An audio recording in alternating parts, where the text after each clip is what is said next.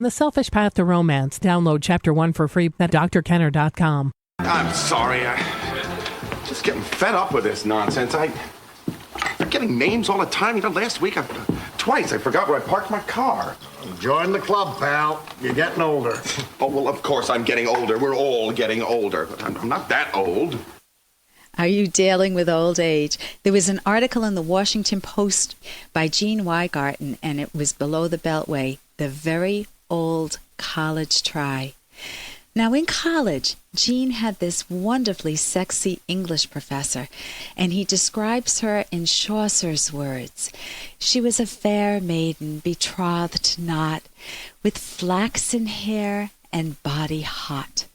How hot? When it rained, she sizzled. And in college in the 1970s, he tried to pick up his teacher. Imagine that. Can you picture yourself really having a crush on someone? I remember I had a crush on a lifeguard when I was I was probably in middle school, and I had such a hot crush on Saul. And can you imagine me trying to pick him up? I mean, that would have been very humiliating. Fortunately, I kept that to myself. But this was one of Gene's most humiliating moments in his life, trying to pick up his teacher, his English professor. Well, now he's long married, and he's decided to check her out on the web. He's now around 53 years old, and he just has that memory. You know how those first loves just never go away? I would love to see Saul. They're very youthful, they're very sexy images, and they do stay with us for life. So he went on the web, and he looked for her picture, and he found it. And he just sat there thoroughly enjoying it. And his wife came by and said, "Honey, who's that sweet little old lady?" Now, that's a shock. That's a wake-up call. She looked more like Granny Clampett. And it's one of those moments when he realized his age.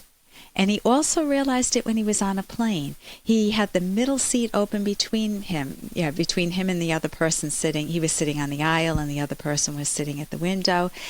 And a spectacularly attractive young woman was walking down the aisle towards him, looking for a seat. Hey, I got to interrupt this because we've got to pay some bills. 30 seconds, that's it. A very quick ad, and then Ellen will be back. Romance. I wish I knew more about what girls want from a relationship. Boy, I wish I knew more about what I want. Where's that ad I saw? Here it is. The Selfish Path to Romance, a serious romance guidebook. Download Chapter 1 for free at selfishromance.com and buy it at amazon.com. The Selfish Path to Romance. That is interesting. And a spectacularly attractive young woman was walking down the aisle towards him, looking for a seat, and to his dismay, he was hoping that she would sit elsewhere, because legroom was much more important to him than sexy legs.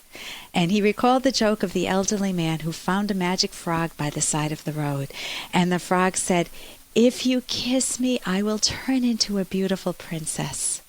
And the man just stuck the frog in his pocket, and he kept walking. "Didn't you hear what I said?" the frog croaked. "I heard you," the old man said. "But at my age, I'd rather have a talking frog."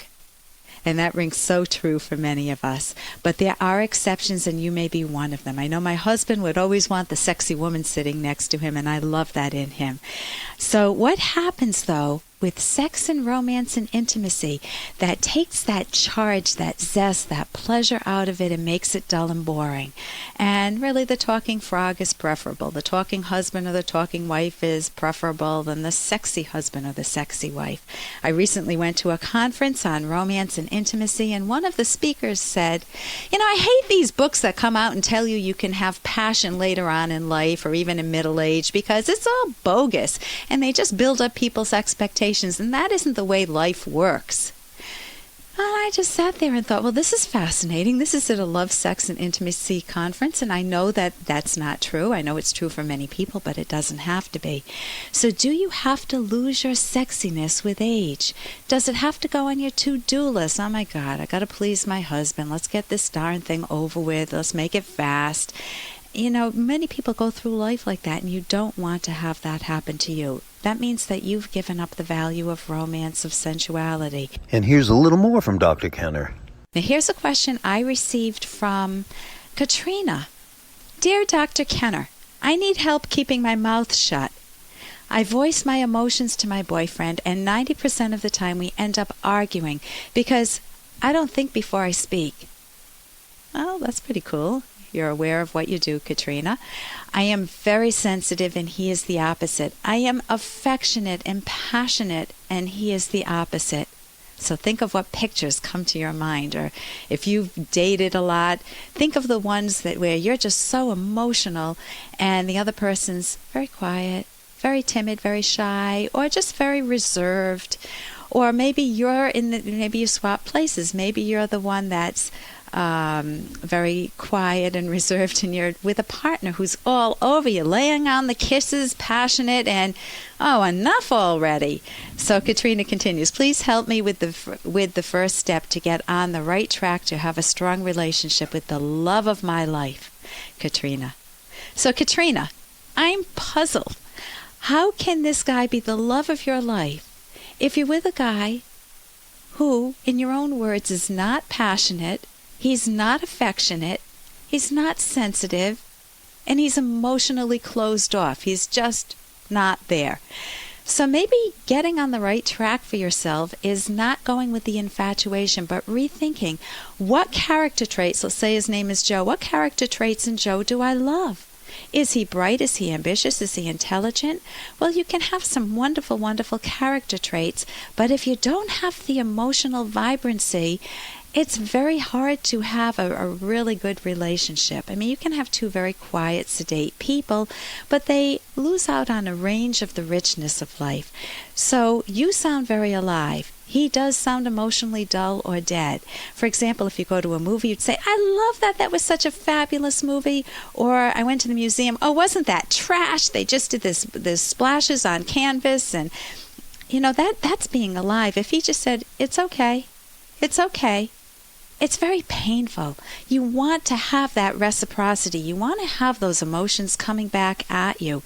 But there are two mistakes to make. One is the one that your boyfriend may be making, to freeze them, to repress his values, to have a little titter rather than a belly laugh when he really feels that.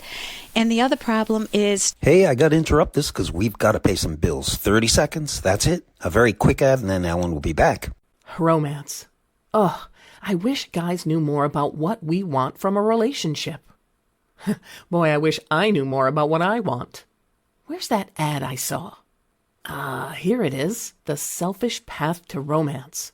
A serious romance guidebook. Download Chapter 1 for free at selfishromance.com and buy it at amazon.com. The Selfish Path to Romance.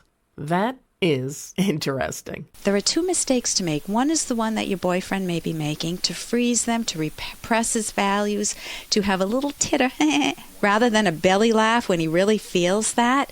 And the other problem is to vomit emotions, to only emote, to have no self-monitor on. You don't have any thought, and you just say whatever you feel. Oh, I wish I could screw her. You don't want to do that to yourself either. You do want to have some self-monitoring. So the goal is that you never repress your emotions, and you ask yourself, what am I feeling and why? You learn how to introspect. What's going through my mind right now? What do I want to share? But you don't turn off your zest for life ever. So you can ask your boyfriend, what is he passionate about? See if he'll come out of his shell. For more Dr. Kenner podcast, go to drkenner.com and please listen to this ad. Here's an excerpt from The Selfish Path to Romance, the Serious Romance Guidebook by clinical psychologist Dr. Ellen Kenner and Dr. Edwin Locke. Bad manners and habits are a turn-off. Correcting them should not be a sacrifice because a rational person wouldn't value them. When repeated often enough, the message is, I don't value you. Correcting them will make you a more lovable partner and a better person.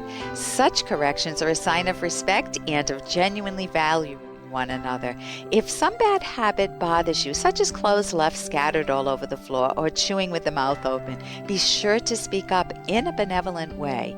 Breaking bad habits is often difficult because they are actions you take automatically without conscious planning or reflection.